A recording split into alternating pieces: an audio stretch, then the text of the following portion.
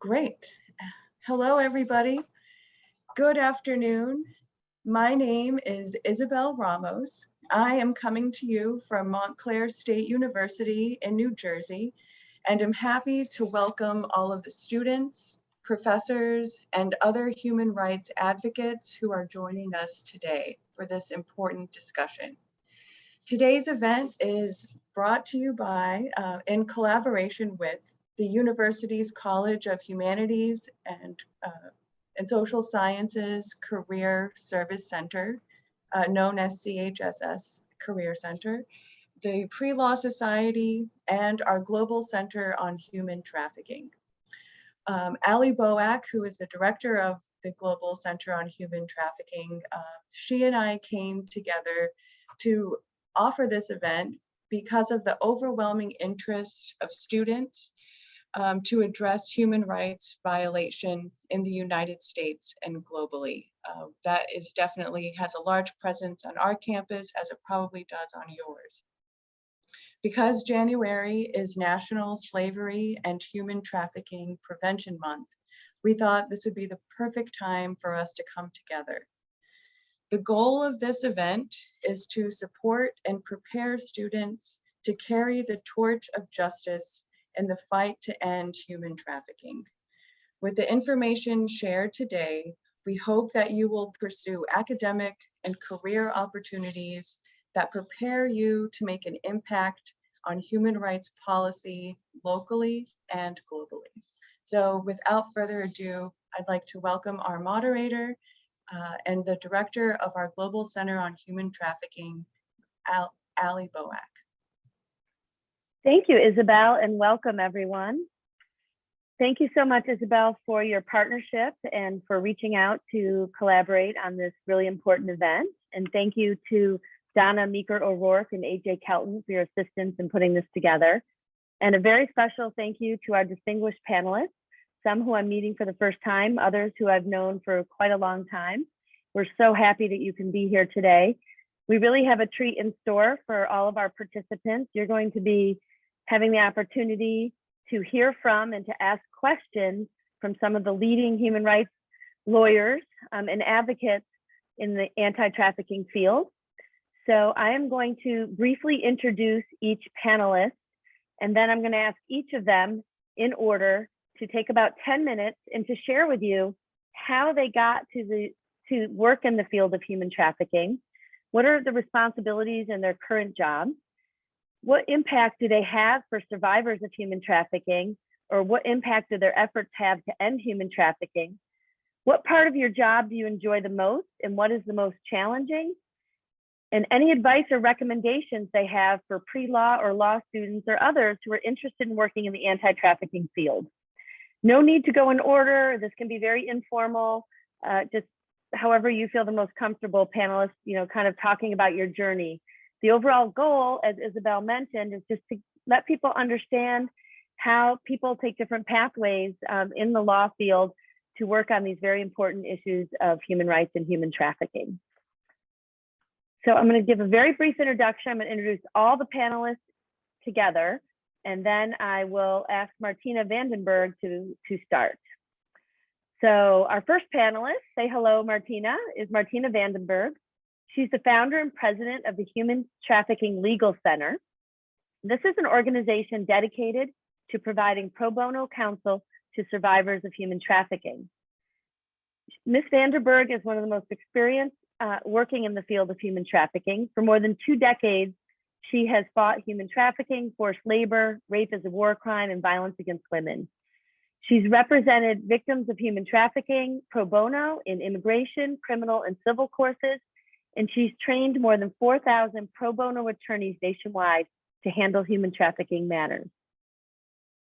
Next, we're going to hear from Suzanne Thompson, who's the Deputy Director at the City Bar Justice Center. Say hello, Suzanne. Suzanne has been Deputy Director since July of 2019. Before that, she's been at the Justice Center for over 2 years, or 2 decades, I'm sorry, 20 years. She's been the director of the Immigrant Women and Children Project and the Cancer Advocacy Project. She's the former co-director of the Immigrant Justice Project. Over the years, she's helped more than 1,000 immigrant survivors of violence. Suzanne has had the opportunity to travel as part of delegations to many countries, such as Canada, Venezuela, Mongolia, Mexico, and the Philippines. Suzanne is one of the most active people in the human trafficking sphere in New York City. She participates in multiple task forces, such as the Brooklyn DA's Human Trafficking Task Force, and she's trained many community-based organizations, healthcare providers, law enforcement, and government officials on human trafficking. So welcome, Suzanne. Then we're going to hear from Clement Lee, who is the Associate Director of Immigration Legal Services at the Sex Workers Project at the Urban Justice Center. Say hello, Clement. Hey everybody, glad to be here. Great. Clement represents sex workers and survivors of trafficking in removal proceedings and on applications for T non-immigrant status visas.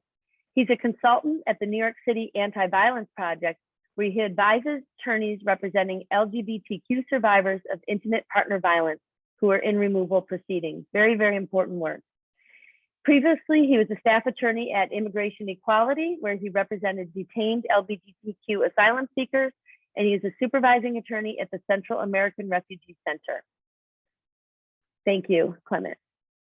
Next, we are going to hear from Francesca LaGuardia, who is an associate professor of justice studies here at Montclair State University. She's also a steering committee member on the steering committee of the Global Center on Human Trafficking, and she is our new chair of the research committee. So thank you, Francesca. Please say hello to everyone. Hi, everybody. Thank you. So she is currently working with the New Jersey Commission on Human Trafficking on a detailed examination of the varieties of data collection regarding human trafficking throughout the state of New Jersey, and examining the legal and bureaucratic environment for human trafficking cases in New Jersey and what implications this has for data collection. She is also a criminal justice reform fellow at the Center for National Security at Fordham Law School. She formerly directed research on the Center on Law and Security at NYU School of Law, where she held primary responsibility for distilling criminal justice, agency, and open source reports on terrorism and terrorists in order to assess criminal justice and policy responses to terrorism throughout the country. She's been published in a number of journals, and we're very fortunate to have her be part of our Global Center on Human Trafficking and to have her here today. So thank you. And last, but certainly not least, pleased to welcome Judge Laura Safer Espinoza, who is the Executive Director of the Fair Food Standards Council. Please say hello, Judge Espinoza. Good afternoon, everyone. It's a pleasure to be here. So Judge Espinoza, or just Judge Laura, I guess is what you go by, monitors and enforces the Coalition of Immokalee Workers and their groundbreaking agreements with growers and food retail buyers to ensure fundamental human rights for agricultural workers. The Fair Food Program has been recognized by the White House, the UN, Harvard Business Review, the New York Times, the editorial board, CNN, and many other places. Judge Espinoza is a former New York State Supreme Court justice who served as a judge and court administrator for 20 years. She helped to design and became the first presiding judge of an innovative alternative to incarceration court for nonviolent offenders. She has extensive history of work with government, human rights, and legal organizations in the United States and Latin America. She has taught extensively in Latin America in support of law reform and greater transparency. So thank you very much for being here today. So each person will have approximately 10 minutes, and I'll set a little timer and I will give you a 1-minute warning. So with that, I'm going to turn it over to Martina VanDenberg. Thank you so much, Ali. Congratulations to the Global Center, and thank you for pulling this group together. Everyone was introduced except Ali, and I just have to say that Ali Boak is also one of the most outstanding human trafficking lawyers and leaders in the movement. So Ali, you needed to be introduced as well, and I hope that you'll participate actively in the discussion. Long, long ago, there was a book written called Everything I Needed to Know I Learned in Kindergarten. And that's actually not true for the anti-trafficking field, but it is true to say that much of what I learned that I rely on every day is what I learned as a volunteer for a rape crisis center in England when I was in my 20s.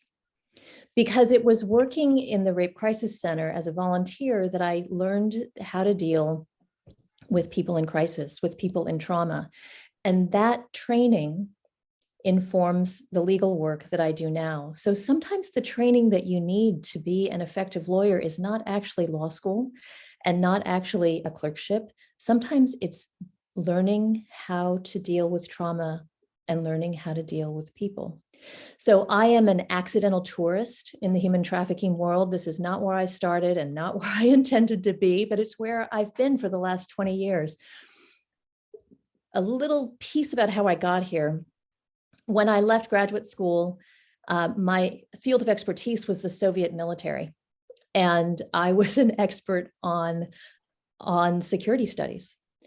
And I moved to Russia and I met a young woman who had been raped. And there was absolutely no remedy for her. When she went to the police told her it was her fault. They told her she knew the perpetrator, that she had asked for it. And so that planted a seed that all I had learned as a volunteer working at the Rape Crisis Center in England, I could somehow bring to Russia. And so I worked with a group of Russian feminists and a group of American feminists. And in 1994, we opened the first Rape Crisis Center in Moscow. And so I was doing sexual violence work and didn't think of myself as a human rights advocate at all. But then I was recruited by Human Rights Watch to do a report for them on violence against women and the lack of state response as a violation of human rights.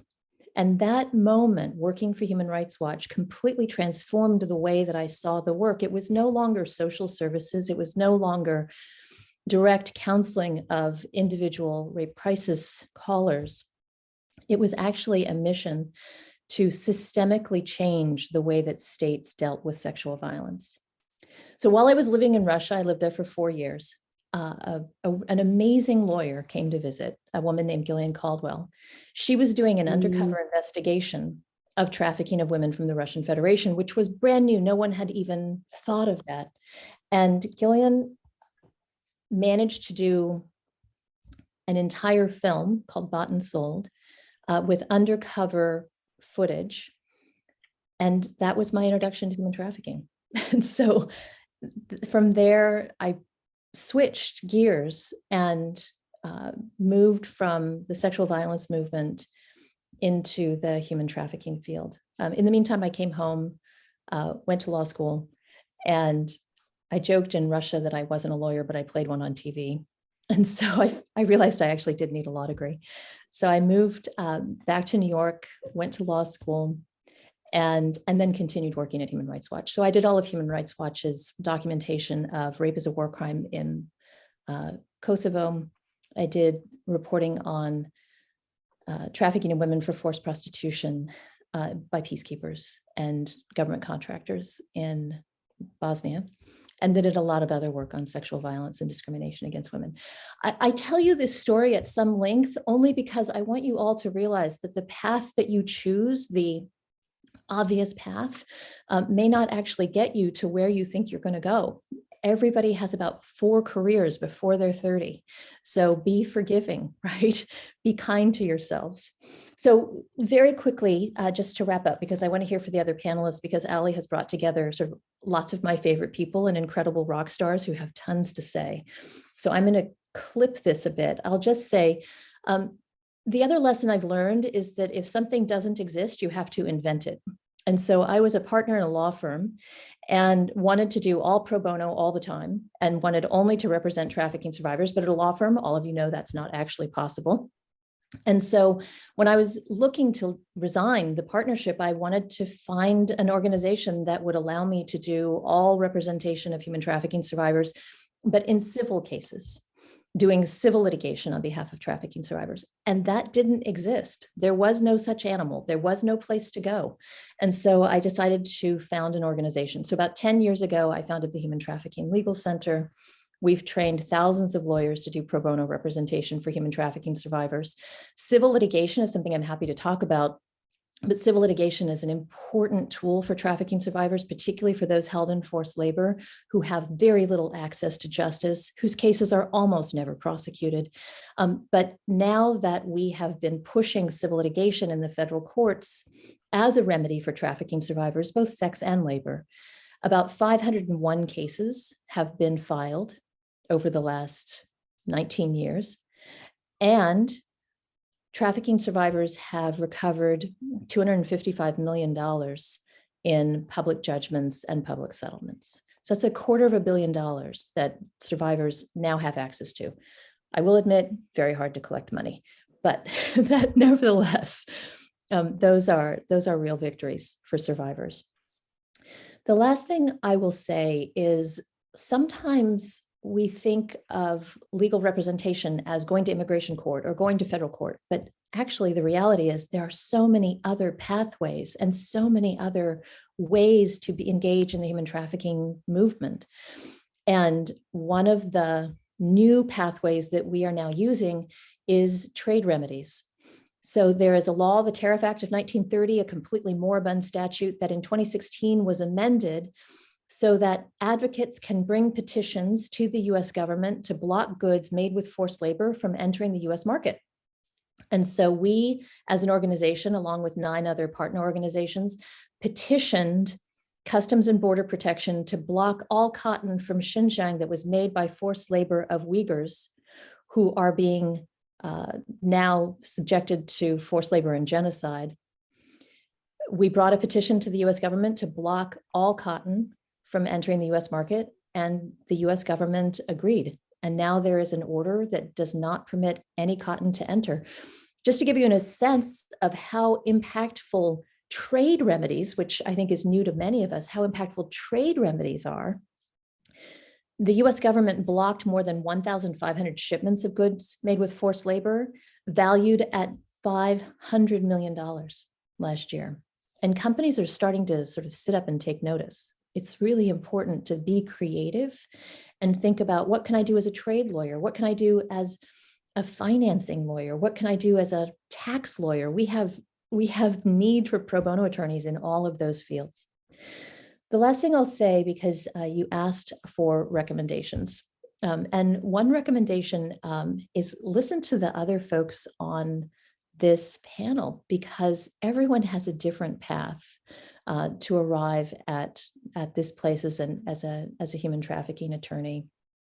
Keep an open mind. There are vicious battles in the anti-trafficking community between people who have very different philosophical bents. So keep an open mind.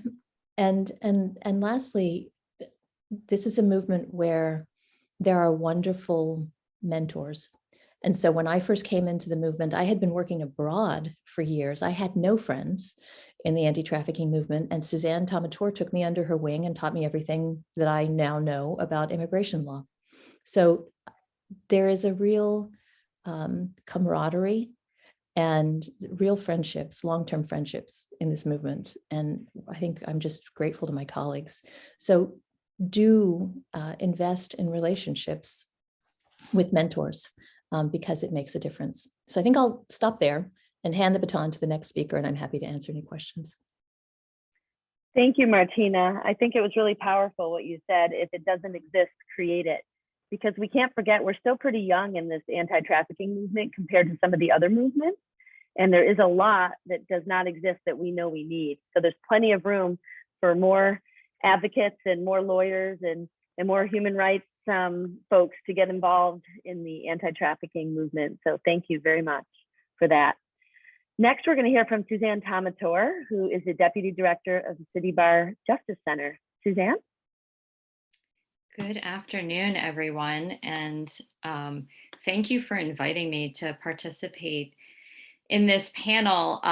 Martina, you're a tough act to follow because you had so many interesting things to say and had me thinking about, you know, how long I've known you and Ali, and going back to sort of the origins of my career path in this area. Which I really haven't thought about in a while. So thinking back to the beginning,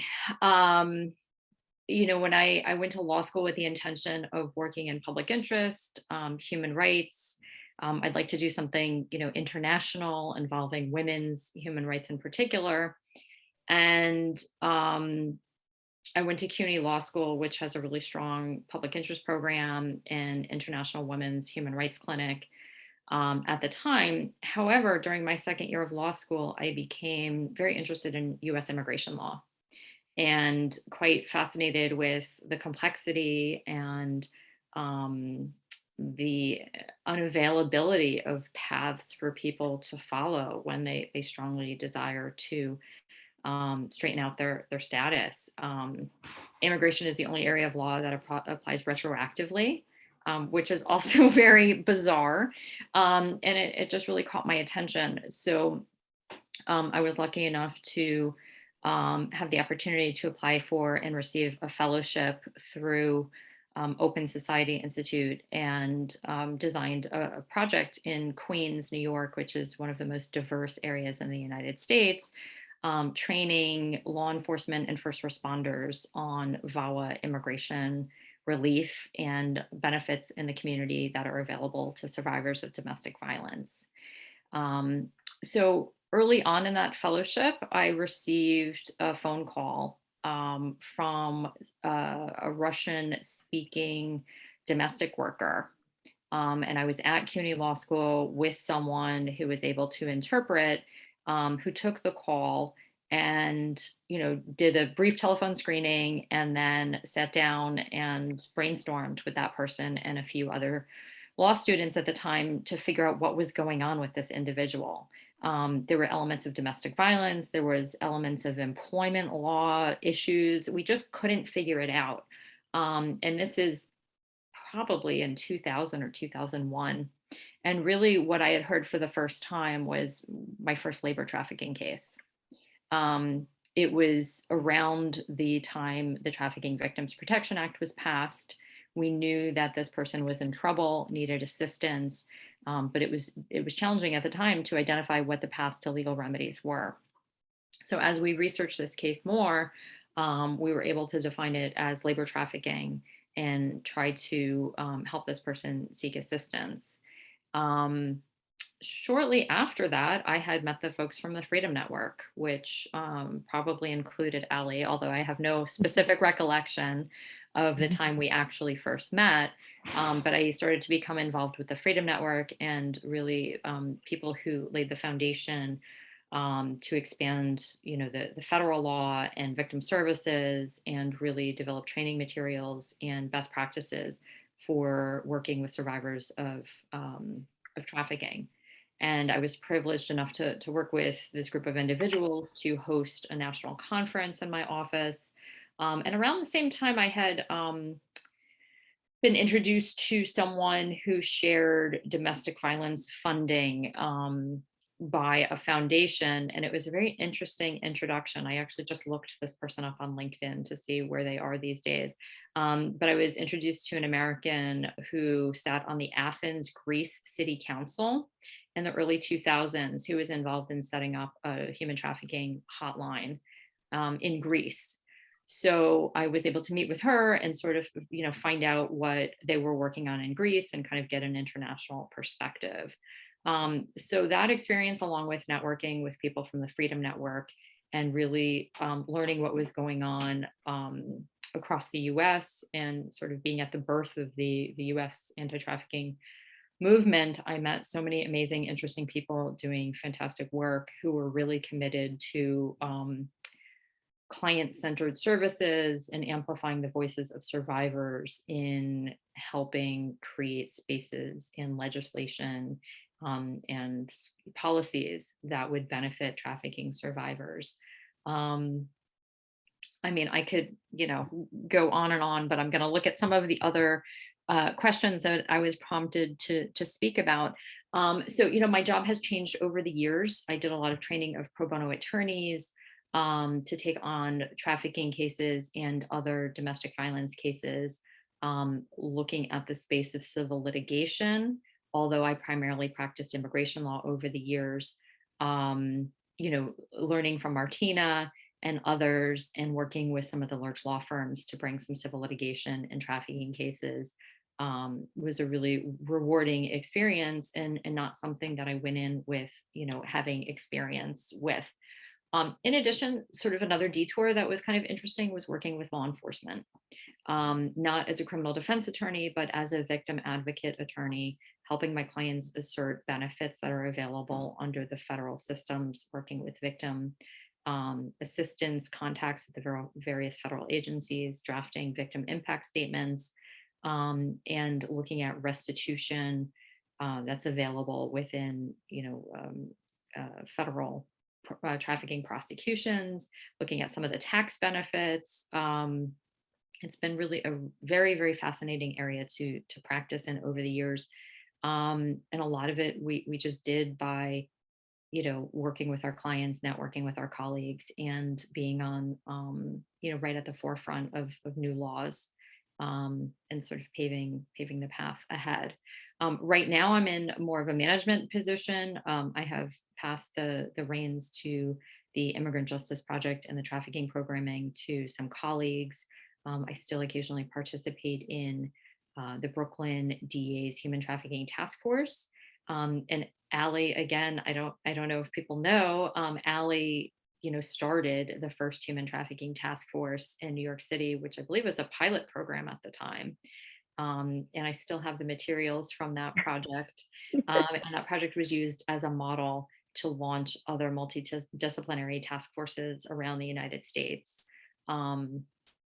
It's been really interesting working with federal law enforcement, Homeland Security investigations, understanding how trafficking investigations happen. And it's also helped my other work with crime victims. I've had clients who needed assistance from federal law enforcement for other reasons, and being able to develop a network of some trusted federal law enforcement partners was really essential in helping my clients in other matters as well. What could I say to people who are potentially interested in going to law school or practicing in this area? I think one regret that I have is I do not speak a second language fluently. If you have time to study a second language, you are able to help, more people more easily. So I would encourage people to do that. Network, get internships, work with people, reach out to people and ask for advice or information on how to get started in the field, and be creative. I was a law student who had to work,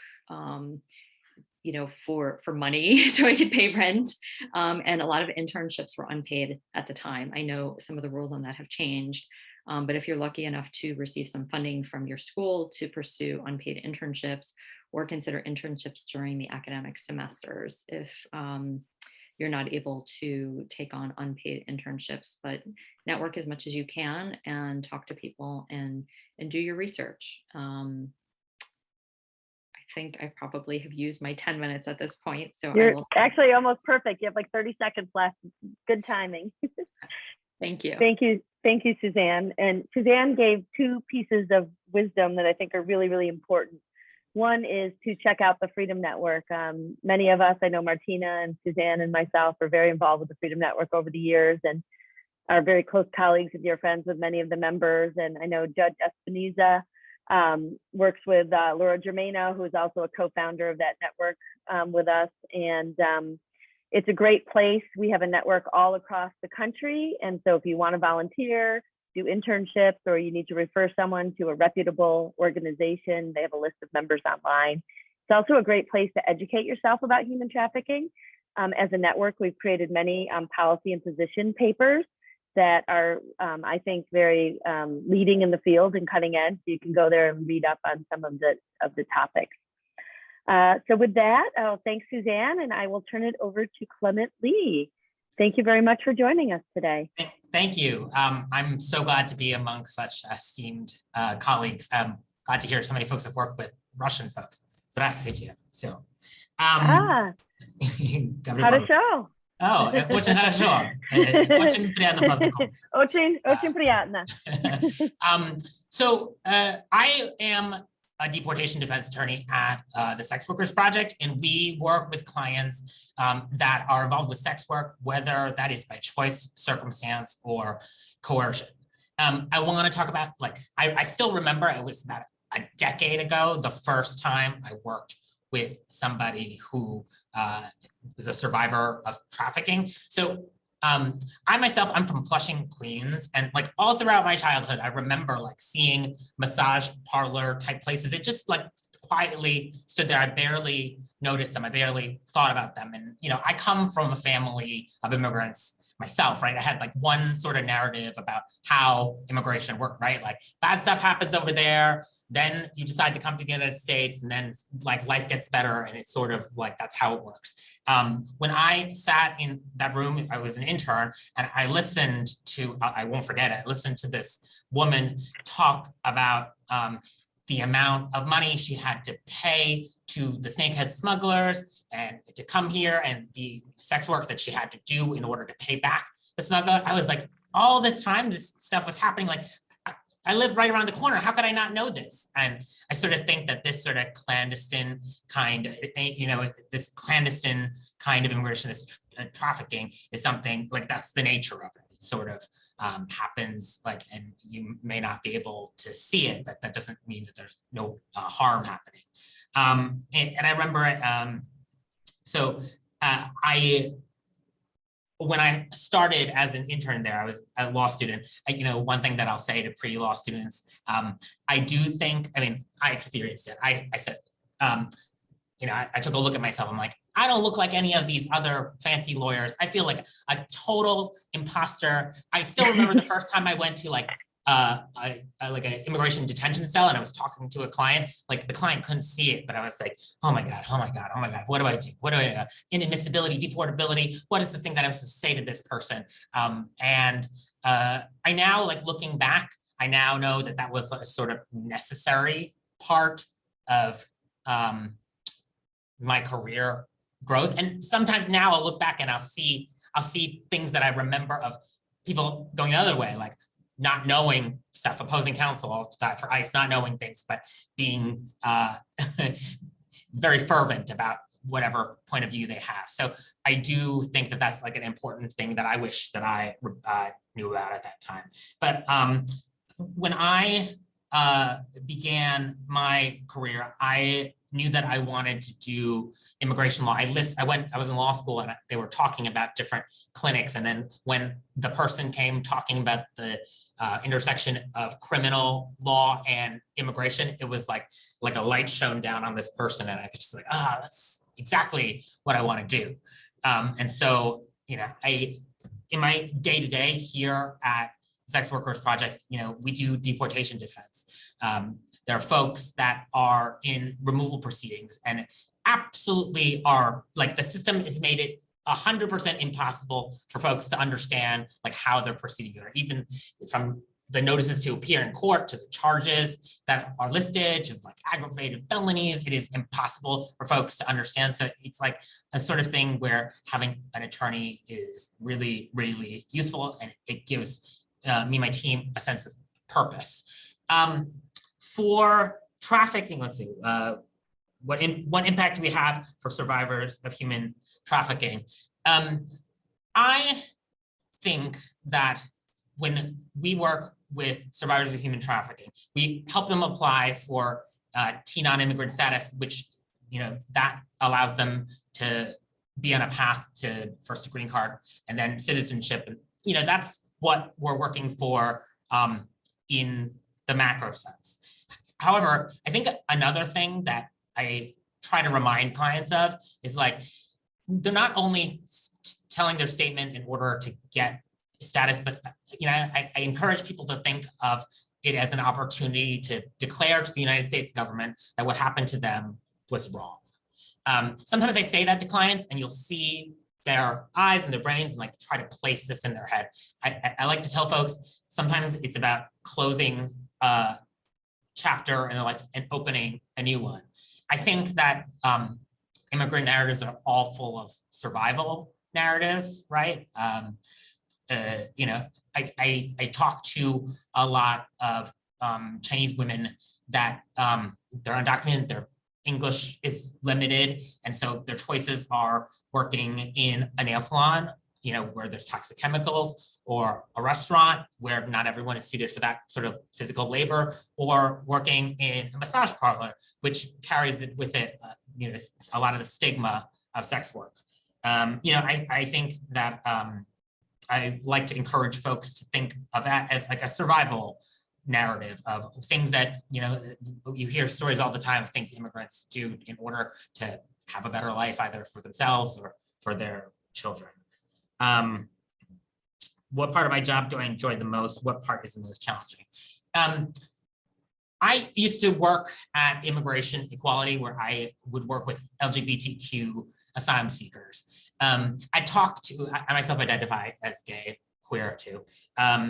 I would talk to a lot of people who would get kicked out of their homes for being LGBTQ, and that would make them really vulnerable to trafficking. So that's a large portion of the clients that I talk to, especially a lot of transgender women who are trafficked in certain neighborhoods in Queens. One part that I do enjoy is that I do think that there's a way of lawyering in which you transcend the categories of like, I am the attorney, I am waving my finger, and you do this and you do this, and you are the client. And there's ways to transcend that. There are clients that I have, especially once the representation is done, like there is a sense of kinship. I almost want to say family sometimes. A really good feeling I have is when clients, their cases are over and there's a favorable resolution. And then I see folks doing activism, standing in front of detention centers, or going to support groups and helping other folks that have survived trafficking. I find that like really rewarding. It's if you ever seen that movie, Mr. Holland's Opus, right? Like you take a step back and you see people helping other people, and it's kind of wonderful. What part do I find the most challenging? So the very nature of being a lawyer to me, I think, is I've been assigned, you know, someone hired me to explain what, and, you know, give contours to risk and tell people how much they should be, you know, fear a certain outcome or not fear it. The very nature of my job, like, sort of depends on things having some sort of predictability. I think the very nature of the immigration system is that it is broken, it can be unpredictable. And then, you know, especially in the past administration, where the very objective of it was to instill fear into people, it is difficult for me to advise folks properly in that sense. I found that really challenging. Any advice or recommendations I have for pre-law students? I can't iterate enough that feeling like an imposter was really essential to my growth as an attorney. When I look back at that time, I like think that that was necessary. I think a time period when I'm in court and I don't know where the stapler is, or am I supposed to go up, or I'm like looking at my phone for the right decision that the judge wants, or I'm regretting that I didn't make an objection in time. I sort of think that that is an important part of my growth as an attorney. And one thing I'll add, I echo the thing about the languages. I think getting internships as swiftly as possible and the kind of experience to like grow your resume seems that's what I look for when I look for interns and other folks. So the experience is really necessary. Thanks. I will yield my time. Thank you. Thank you so much for really being open and candid. I think that everyone really appreciated that. And I'm going to take this plug on internships to let everyone know that the Global Center on Human Trafficking does have an internship program, and that is run by Donna Meeker O'Rourke, who is on this call. And we'll put in the chat our website, so you can always, or our email address, you can always reach out to us if you're interested in doing an internship down the line. We do have our spring interns all set, but we do take volunteers, and we will be taking interns for summer and for next fall. So thank you for giving me the opportunity to make that plug. I appreciate that, Clement. Okay, so next we're going to hear from one of Montclair State University's own, Professor LaGuardia. Okay, so there's so much amazing expertise on this panel. I'm really going to try to take less than 10 minutes because I think there's probably so much more that everybody wants to hear. And also I'd like to kind of start in the middle questions and work my way out, if that's okay. We've heard now from 3 people who are doing absolutely amazing on the ground work and having really direct effects for survivors of trafficking and hopefully reducing the amount of trafficking that we see in the future. The biggest impact that I have on survivors or on hopefully affecting and aiding anti-trafficking work comes from supporting those efforts, right? As a researcher, for me, the goal is for my research to help support the efforts of advocates and service providers and possibly change policy to make it more effective in this area. One of the things that has not so much has come up already that may come back a little bit in what I'm saying, but one of the things that has not come up yet is the fact that trafficking is generally a hidden crime. And that's for a few reasons. One reason is that victims very rarely identify themselves as victims. They don't necessarily see themselves as victims or specifically victims of this crime or even have an idea of what this crime is in order to identify themselves. And another is that trafficking, of course, involves coercion, often incredibly severe threats. And with these two things, victims are very unlikely to come forward and report the trafficking that has occurred to police or to service providers or to anyone who can help them. So because of this, it is incredibly difficult to have a good picture of what's happening or how it's happening, because it's hard to give victims the ability to tell us what's happening to them or how it happened. So in my current job, in a best case scenario, I provide data on trafficking and on the effects of trafficking policy, researching issues that can range from whether it's being prosecuted, when it's being prosecuted, why it's not being prosecuted, when services are being provided, and what's standing in the way of services being provided, to issues like what methods of recruitment or coercion are being used, and what brings people into these situations. So Ali mentioned that recently 3 of us at the Global Center completed a project for the state of New Jersey, analyzing data in general in New Jersey. And part of what we collected was about the disjunction between how many victims are reported and how many cases actually come through, right? And then also questions of where do these cases get reported to then? And how were these individuals trafficked? And what kind of trafficking are we looking at in these situations? And actually at a public meeting recently, the question came up, why are we even looking at data when so much of us know that this is a hidden crime? The data is going to be difficult to find. And we still know that it's happening and we have to act. And clearly that's true. We know it's happening and we have to act. But there are a few important answers. One is that the more data that you get, the less question that there is from others about whether we need to put more money or resources or training into these areas. Data is part of how we make a compelling case for resources in general. Now, a moving story from a single victim or a collection of victims can go a very, very long way. And strong advocacy obviously is imperative, but policymakers usually want to also have evidence that what's being described didn't happen to just a few people, or that if they're providing resources, that they're going to be providing resources, somewhere where hopefully they'll get the best bang for their buck, right? Where they hit more of the cases instead of just a few cases. Another reason that we need research is in order to find where the blocks are in the system. So absolutely, trafficking victims need legal support on a myriad of fronts. Visa support often, protection from deportation often, protection from prosecution or responses to prosecutions often, access to financial support that they are supposed to be getting that we know that victims often have incredible trouble getting. So the question becomes, what is it exactly that people need on a broader scale across the country, instead of necessarily in one specific area?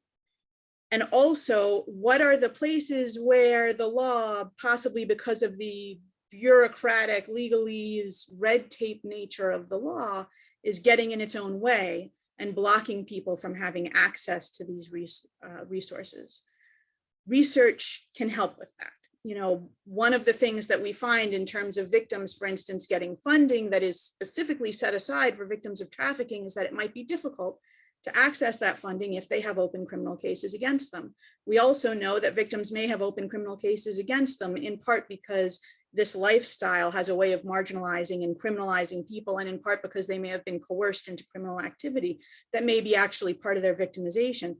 But we find that to some extent, legal statutes then, because of the regulatory way that things are put in place, because of the limitations that we like to put on provision of resources, these things may stop themselves, making it impossible to get money to victims that they are supposed to be getting.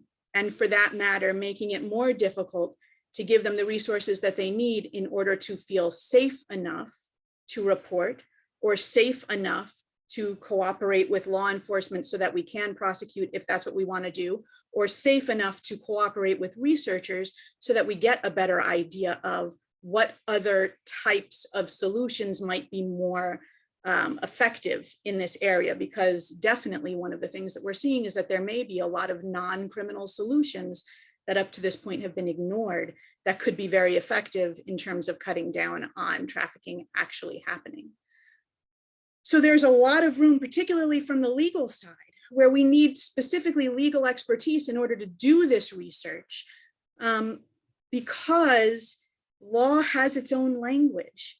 And so you end up seeing often people saying, oh no, I had to go back and get that law degree because in order to read this material, in order to be able to get through all of the statutes that I'm going to have to use, in order to be able to respond to them, in order to be able to understand what the problems are and try to fix them, I need to have an understanding of that legal language. We need legal expertise to know the visas exist. We need legal expertise in order to argue to get someone a visa, but we also need legal expertise in order to be able to evaluate the hurdles and red tape that tend to block people from being able to access those resources. All of these things make researchers with a knowledge of law really valuable in this area. So what do I do? My responsibilities as chair of the research committee at the center and as a member of the steering committee and as an academic generally, my responsibilities are to identify areas where data can help solve a problem. Something's going wrong in the process. We're not sure why it's going wrong. And so we need to find it, to start digging through what we can find on that hidden crime and on the processes that are blocking the solutions that we want in order to be able to figure out what needs to be tweaked to get a better result. So I do this in communication with service providers, with government agencies, with my colleagues, and then I have to do the research, and I have to do the research in a responsible way. And the responsible way means you have to be aware that the people that you are dealing with have experienced trauma. There tends to be an instinct to say, let's just go talk to survivors, but in fact, it's incredibly important to be guided by past research on approaching potential victims of trauma in order to avoid re-traumatizing someone over the course of performing your research, going back and performing interviews over again that bring them back to the instances of what happened. And of course, it's also incredibly important to be able to look at the numbers honestly, objectively, to the best of your ability, to some extent to get out of that advocate's eye that's so useful in so many legal adversarial contexts, because really data is useless if it's not honest. For this, we want, I think, and we need real answers to the questions, not just the answers that we prefer. Really, really briefly, advice or recommendations for pre-law students or law students who are interested in the field. I would echo absolutely everything that everybody said. I think you can hear that in what I said already. I got a PhD and a JD, which influenced very much what I wanted to go into. I wanted to be somewhere where both of those things would help. And in part, that's how I ended up here. But then one of the small areas where I would give advice is to say, absolutely network and make contacts, but also maintain your non-legal contacts if this is what you're interested in, because there are so many aspects of this question that are also non-legal. And the legal knowledge is important. It's incredibly useful. But the law also has a way of kind of seducing people into thinking that it is decisive of everything and the only way to look at any issue. And actually, especially in this area, people need you to be aware of the personal issues as well. People need you to offer those steps that go beyond being a lawyer. And we need to be looking at the issues from more than just, this is what the law says, and so we prosecute, for instance. We need to be looking beyond that. And it's by maintaining connections and approaching this in a multidisciplinary way that, or at least that helps a lot in terms of getting to those broader answers and those answers that go beyond simply the law as it is right now. And I would say thank you all and hand it back. Thank you. Thank you. That was really informative. And I think it was really important that you underscored the connection between direct client survivor services and research and policy, because we all have to work hand in hand. As you mentioned, it is a very hidden crime. And you know, there's nothing that drives many of us more crazy than seeing the few dollars advocated to this work being spent on something that has no evidence, that has no you know, data to support it, and just see the money wasted because we really don't know what the impact is. So I know that many of us who've been in this field for a long time are really trying to move the field towards a more data-driven, evidence-based foundation. So thank you for the role that you play in that, and thank you for highlighting that. And now I am happy to introduce Judge, do you go by Judge Laura or Judge Espinoza? Oh, you're muted. Hello? Yes, I'm here. Oh, so there we go. Either one is fine. And it is, I was actually trying to escape the judge title when I retired, but it has followed me. And it turns out to be useful after all. So great. Well, thank you for being here today. And we're going to hear from you, and then I believe you're going to show us a short film. yes, that's right. Well, good afternoon, everyone. I first, you know, just take a few seconds just to say that so much of what other people have said, I really hope has been taken to heart. There is no one path to your career. If anyone had told me that I would end up as a New York State Supreme Court judge, I probably would have laughed if I been sitting in your seat in law school at the time. And certainly I had no intention of doing, I did not know that the work that I'm doing now existed when I came to live in Florida. So I know it sounds corny, but really, truly follow your interests and your heart and your passions, and think outside the box, because even as you sit there learning litigation and legal research skills, not everything is going to be solved by the traditional uses of the skills that you're learning, but putting them to use in different contexts. Anyway, with that being said, I will tell you that I retired after 20 years as a New York State Supreme Court Justice in 2010, and I came to live in sunny Southwest Florida. I soon discovered, however, that an area less than an hour away from my new home was known to federal prosecutors as ground zero for modern day slavery. So in trying to learn about what had earned that label, as well as who might be doing anything about it, I met the members of a human rights organization called the Coalition of Immokalee Workers. It was founded by immigrant agricultural workers from Mexico, Guatemala, and Haiti, the men and women who harvest the food we all eat. They founded that organization in the mid-1990s, and they had pioneered a victim-centered approach to human trafficking and forced labor investigations in collaboration with federal and state law enforcement. Their efforts had contributed to freeing over 1,200 workers, successful prosecutions across multiple states, and important legislative initiatives for victims. But I also learned that although they had been awarded a Presidential Medal for extraordinary efforts to combat human trafficking, The members of the community did not consider that uncovering forced labor cases year after year signified real success.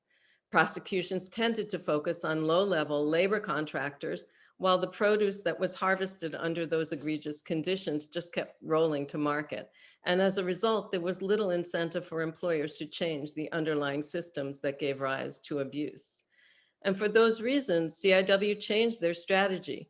They focused on the top of the food supply chain in order to build the power necessary to prevent abuse from happening in the first place.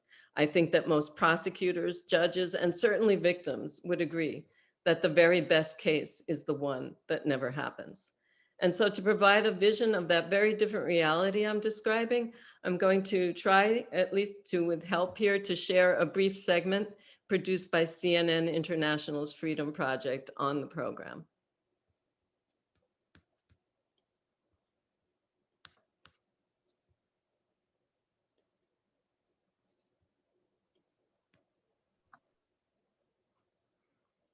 And I'm assuming that Donna or one of the hosts is, there you go.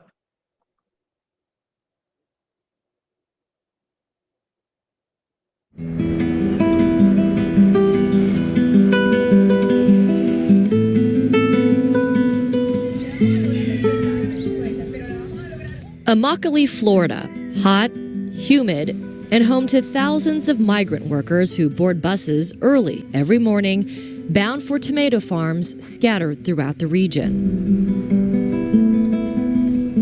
Immokalee is the epicenter of tomato production in the United States.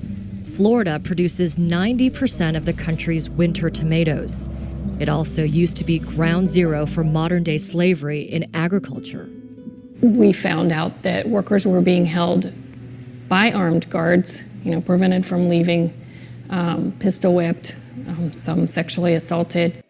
Laura Germino is one of the founders of the Coalition of Immokalee Workers, or CIW, a grassroots nonprofit that began in 1993 to improve wages and working conditions of migrant farm workers. Initially, it was not an anti-slavery organization or anti-human trafficking organization, but in the course of our outreach, we began to come across situations where workers were being held against their will. Since then, the CIW's anti-slavery program has uncovered and helped the U.S. government prosecute several horrific cases of forced labor on tomato farms. In one of those cases, just 10 years ago, farm workers were locked inside a truck at night. It was a dozen workers housed in a windowless box truck, forced to be in there at night, sleep in there at night, use the bathroom in there at night. One of them held out his hands and you could see the marks from the chains, which his wrists had been chained with. That case was so shocking, CIW decided to buy a box truck that was the exact make and model as the one used in the case, and turn it into a mobile museum, highlighting other cases of forced labor from the past 20 years. Today, the CIW has a staff of 17 people, nearly all of them former migrant farm workers themselves. And their focus is no longer uncovering cases of slavery, it's preventing it from happening in the first place. Forced labor has been virtually eradicated, and if it were to take root, it would be identified and dealt with really quickly. They do that through an innovative initiative called the Fair Food Program. Participating growers allow CIW staff to come onto their farms and hold mandatory education sessions for all workers. They're given booklets that outline their rights and a hotline to call if they experience violations. The growers also agree to regular third-party inspections of their farms. A team of auditors speaks confidentially with at least 50% of workers to ensure their rights are being respected. Laura Safer Espinoza is a former Supreme Court Justice for the state of New York. She now spends her retirement in Florida, running the Fair Food Standards Council, which oversees the audits. Places that were called ground zero for modern-day slavery by federal prosecutors a few years ago are now cited by national and international human rights experts as the best work environment in U.S. agriculture. And there are real market consequences at the top of the supply chain if violations are found. That's because many of the largest buyers of tomatoes have also joined the program, agreeing to purchase tomatoes only from farms that are part of the agreement. The Fair Food Program started in Florida and now covers 7 states in the eastern part of the U.S. Carlos Hernandez spends the tomato growing season in Florida. In the off-season, he travels to the western U.S., where he says it's much different. Sometimes, when you don't work fast enough, they threaten to fire you. Well, that doesn't happen here. There are better protections here. When we get calls from outside the Fair Food Program, it is heartbreaking. There are roughly 30,000 people currently working on Fair Food Program farms and receiving all the protections and benefits outlined in the agreement. But there's still a long way to go to bringing the rest of the country on board. Amra Walker, CNN.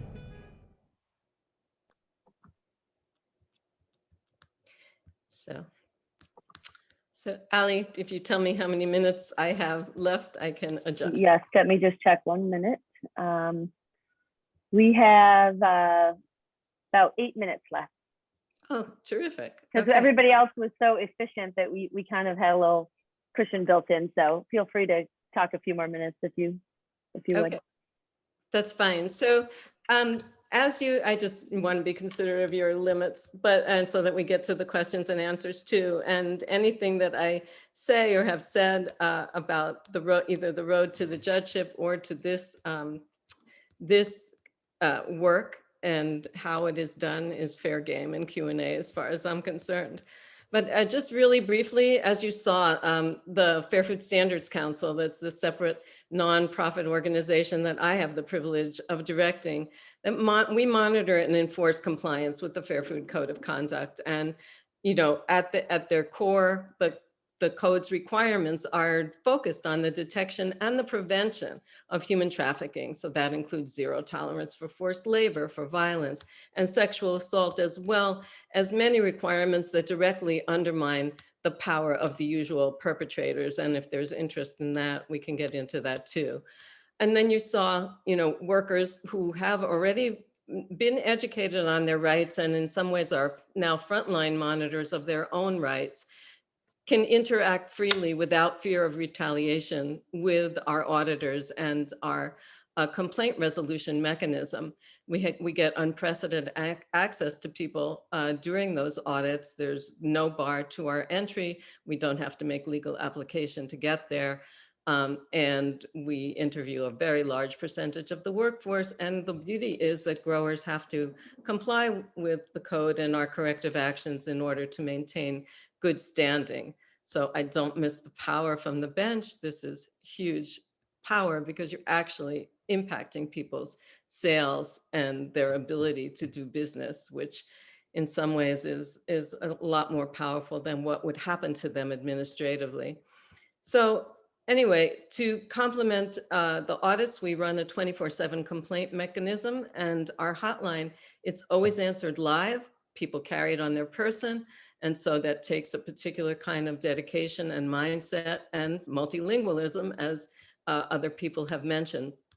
We have bi and trilingual investigators, and it takes real persistence and the ability to dig in and work quickly, because over 50% of the 3,000 complaints we've received since 2011 have been resolved in 2 weeks. And 80% in 1 month. So after sitting in a courtroom, I can tell you that is lightning speed. We had one forced labor case, one only, since program implementation. And if there's time during the Q&A, I'd love to discuss how the program mechanisms dealt with it, how it arose and how it was dealt with. But most importantly, from what you saw, behind all of those mechanisms stand prompt and effective market consequences. And I think it bears mentioning that, when non-compliance actually means zero sales, respecting workers' rights suddenly becomes the right business decision to make. So I guess in my favorite part of the work absolutely hands down, has been seeing how workers have successfully used the tools that they have under the code to weed out the worst actors and practices in their workplaces. And I've enjoyed watching growers become employers of choice, getting purchasing preference and avoiding liability. No EEOC cases, no forced labor cases, no major DOL judgments. That's remarkable when those things happened on a regular basis and continue, obviously, outside the program. And buyers, the right participating buyers at the top of the food chain, this is a time of increasing consumer awareness and concern, and they get transparency and risk prevention. So we actually have covered more regions and crops. That film is about 3 years old, but we're in 8 states, multiple crops, flower industry as well. But also workers on 3 continents now have launched, and different industries, garment, entertainment, fashion, construction, have launched programs based on this worker-driven social responsibility model, which the UN Special Rapporteur on Human Trafficking has called an international benchmark for ending modern-day slavery. And my least favorite part, as you also heard, is seeing how many more workers desperately need the program's prevention model, but we're not there, or not yet. As you look to your careers, think about all the things that I've talked about. Every single one of the tasks that we do involves some skill that you're learning in law school, whether it's analyzing a fact pattern, whether it's asking questions, learning how to cross-examine, thinking about complaint resolution, thinking about alternative dispute resolution. All of the skills that you're learning can actually be put to work to make life incredibly better for others. And if anybody's curious, all you have to do is come across some consummate organizers who will tell you that the 30 years of your legal career when you were trying to retire was really just meant for this one moment when you would cross their paths at this particular moment in their history. And then you'll be down a path that you never expected. So thanks for listening, and I look forward to your questions. Thank you very much, and congratulations on your success. I remember being at a Freedom Network conference, I think it was in Chicago, probably more than 15 years ago, and we all took a break to go march in front of Taco Bell, who I think was a holdout on signing some agreement. Yeah, and we all, mm-hmm. Yeah, we all went with our signs and everything. So it's really great to see how far it's come and what an international model this has been. And if you're open, we'd love to invite you back to the Global Center on Human Trafficking, and maybe we could do a more full program, because I feel like there's so much we could cover that intersects with the work we're doing at the university. So thank you. So before we open it up to Q&A, I'm going to invite everybody, please put your questions in the Q&A right now.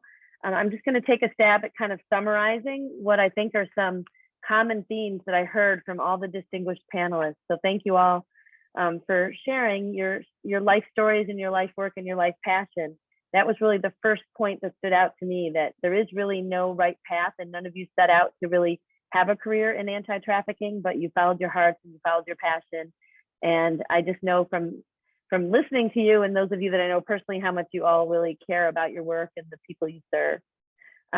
Secondly, I heard internships. We're going to get to that in Q&A. There are a bunch of questions in there about how does one go about getting an internship, what kind of internship, things like that. But it is important to experiment and try working at different organizations to see where your heart leads you and what passions you might develop. I think you all talked about, in some way, being a trailblazer, right? Whether you're an immigrant yourself and you go on to help your community, whether you're starting an organization like Martina, or leading a movement, or doing something that didn't exist before is actually an exciting part of working in this field, just because there's so much work to be done, and it often doesn't exist. That's how I got into this as well. I started an organization where there was no organization working on child and adolescent trafficking. So sometimes you just have to do it yourself. Another theme is never underestimate the difference that just a few organizations can make. Martina talking about the organizations that got together to ban cotton and how successful that has been. The Fair Food Campaign is an example that real change can come about with the organizations that you work with. Another theme is just this link of policy and practice that was said eloquently by Professor LaGuardia, but I think all of you touched on it in your presentations, that you see something happening in your work and then you get involved in efforts to make a change, whether it's changing a law or a policy or joining an organization or training others, that there is really that inextricable link in this work. And then many of you mentioned the importance of learning another language. And I do think, especially if you're going to have that connection to overseas, there's any language that you learn will help you in this work, because you'll be able to connect more with either the clients or with the governments or the agencies that do this work. And another really, really important one is the importance of networking collaboration. That no one organization, we have this motto that goes back 20 years, no one organization can do it alone in the anti-trafficking world. We have to all work together and depend on each other. And that really does make this anti-trafficking career kind of like a family. Many of us have been working together for very, very long, and we're all dedicated to the work we do. And it's much more focused on the outcome than on, climbing any kind of corporate ladder or something like that. So thank you all. This was, really informative for me, even though I've known many of you for quite a while. But I would now like to open it up to Q&A. So the first question that I'm going to ask is, how do you all care for yourself when dealing with such heavy situations? So I'm going to open that to any of the panelists who want to address this question about self-care.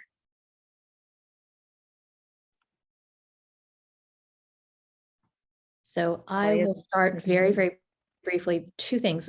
Number one, vicarious traumatization is real.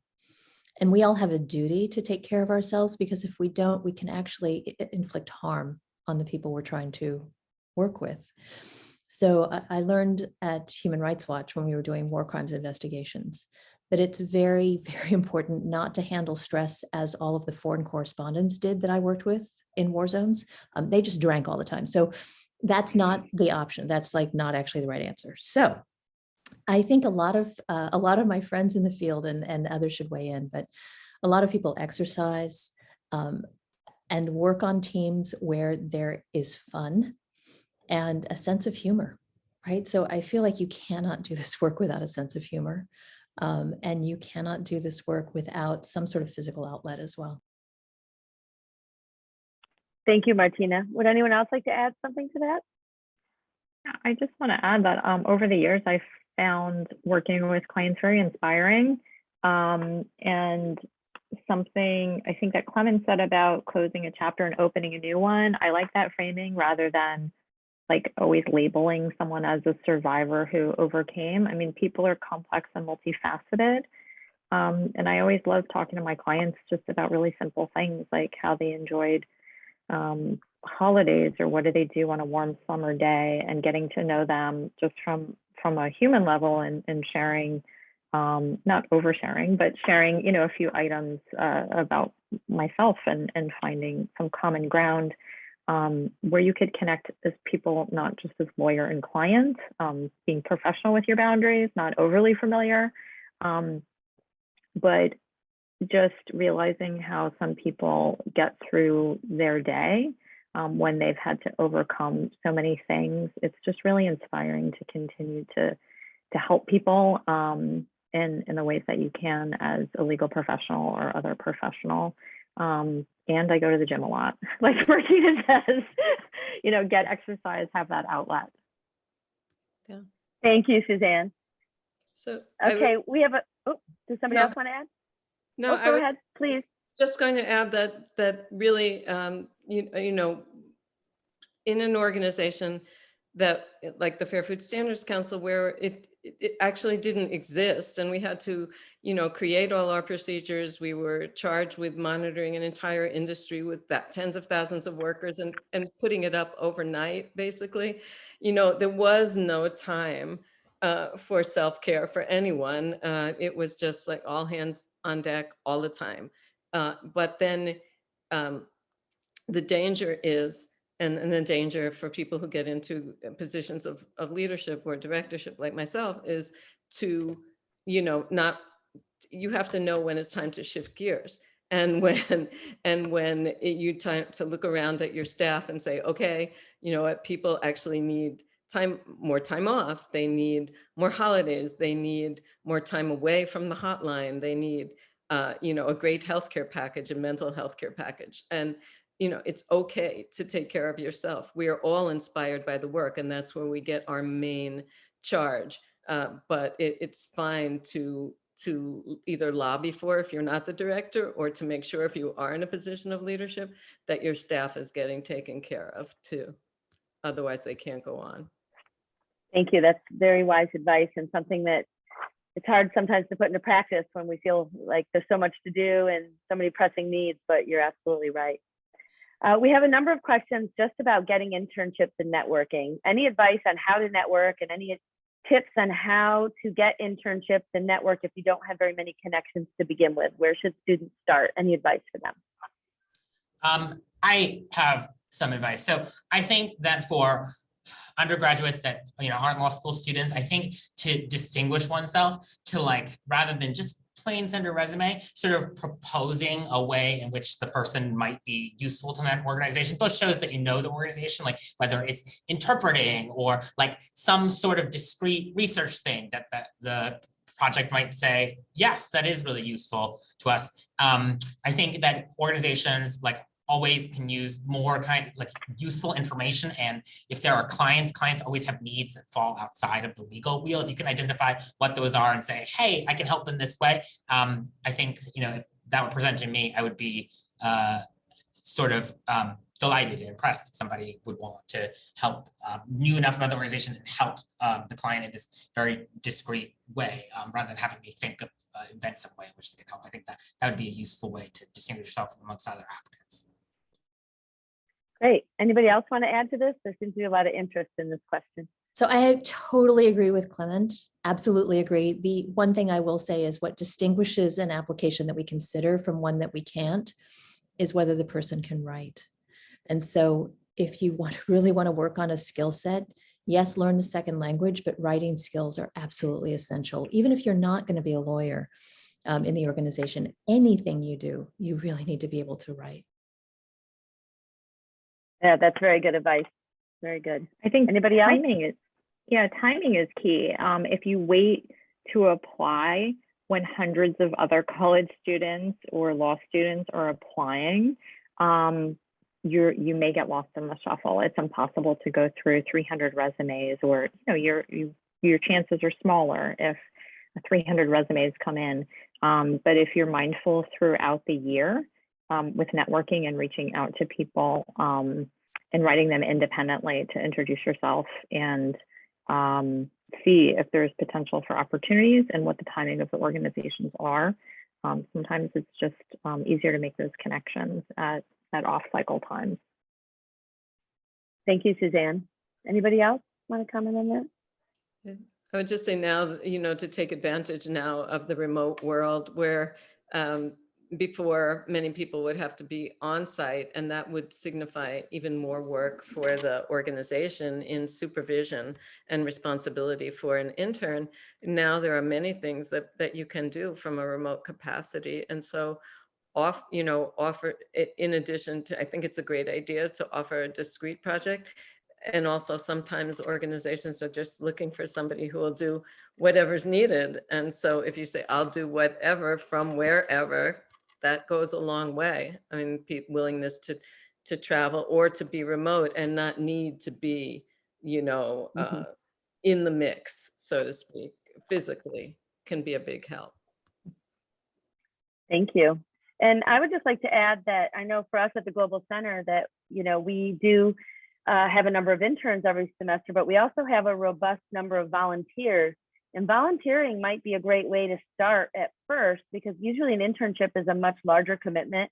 It's either a semester or a year or a summer, where, the way we work our volunteer list is that you join as a volunteer, you get training, and then you're on a list. And whenever we have projects or the need for help, we send it out to everybody and see who's available and who wants to help. So it could be a more limited way to kind of pick and choose the things you can work on. And then from there, you'll know whether or not you want to take on the full responsibility of, of an internship.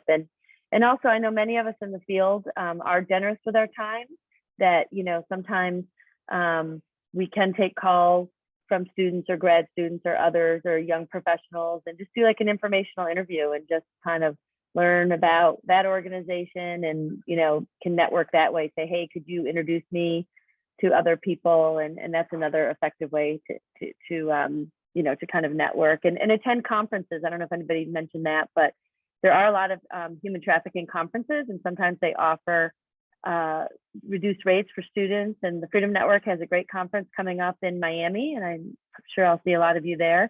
But that might be a good way if you can either do the Zoom version or go live, go in person, depending on your budget. That's another great way to meet people and to learn. So we have another question about that. What are some of the other areas of the law that directly help with human trafficking besides immigration law? So I can just tackle that one quickly and then hand the baton. We do civil litigation. So we're in court doing civil cases on behalf of trafficking survivors. We do criminal victim representation, which is representing victims who have rights in criminal cases and should be getting restitution. And I put a restitution report link in the chat. There's also vacatur law, vacating convictions, because trafficking victims are so often convicted of crimes they were forced to commit. Serving as a public defender, because public defenders also find frequently that they are defending sex workers and people who are trafficking survivors. We have pro bono tax lawyers working with us, because trafficking survivors often have their identities stolen, and then the traffickers will file false tax returns and steal the tax refunds. So it really runs the entire gamut. And it also goes to sort of organizational lawyering, because a lot of survivors are starting organizations now. Yeah, that's right. Would anyone else like to tackle this one?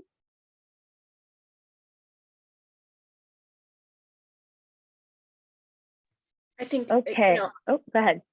I think the point is that you can find a connection to almost any area of law, or in almost any area of law. You can find a way to be useful in this area, especially if you know to connect up with the right organizations, or you can find the right places to do pro bono work for them.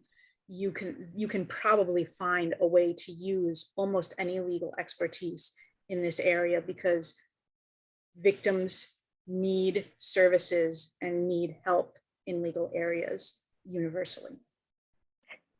So I think we're all coming from a nonprofit perspective.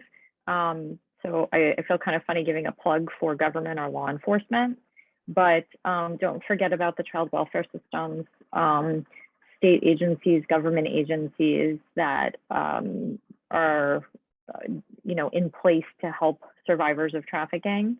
I just spoke at a conference with the Administration for Children's Services, which is the Child Protective Agency in New York City. They have pretty robust programming to train social workers, child protection staff.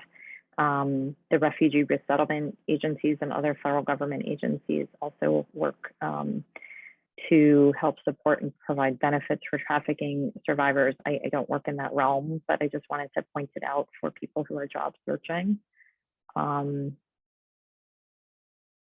Perfect, thank you. We have a question for Judge Espinoza. Do you have any plans or predictions for when fair food will spread to the West Coast?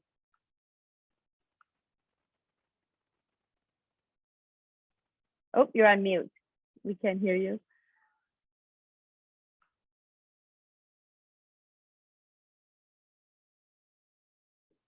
Lost you for a minute there. So there we go. What a great question. We actually have one farm on the West Coast now, and we will be doing a large entry audit for a very large flower operation in the Pacific Northwest in the coming, actually less than a month from now. So that will be coming. And if you want to follow the news of the program, I'll be happy to send websites through the organizers of the conference, and you can follow us. But it is definitely a program that is growing, And so we'll be looking for people, good people on the West Coast to support the work and to join us, because we'll need a satellite office. Great, that's fantastic. Okay, we have a question. What are some of the federal organizations that provide funding for academic research in the area of human trafficking? What are some of the major journals that will publish this research? And is there a topic in an area that needs more research by academic and practitioners currently? That's a big one. Anybody want to take a stab at one of those journals, funding organizations, and topics that need more research? That could be a long conversation. That could be a very long conversation. All of the major federal criminal justice grant programs offer some level of grants for research in various areas of trafficking. They can be competitive, obviously, and hard to get. A number of, there is now a human trafficking journal that was relatively recently started, but actually all of the criminal justice journals or criminology journals will be interested in a lot of human trafficking research as this starts to gain more attention. And what area of human trafficking is focused on enough right now? It's hard to focus in on a single area that needs more attention. From a prosecutorial side, I think definitely there needs to be more attention to labor trafficking.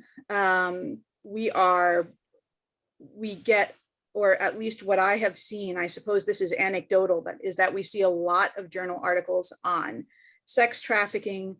Probably insufficient attention is paid to labor trafficking in general. It just has not received the same level of attention as sex trafficking has up until this point. It hasn't. And additionally, I would argue that it would be very helpful to bring in more journal articles and more research suggesting all of the non-criminal options that exist in order to address trafficking. Bringing this back to that prior comment, and I saw somebody asked in the Q&A also, what can prosecutors do?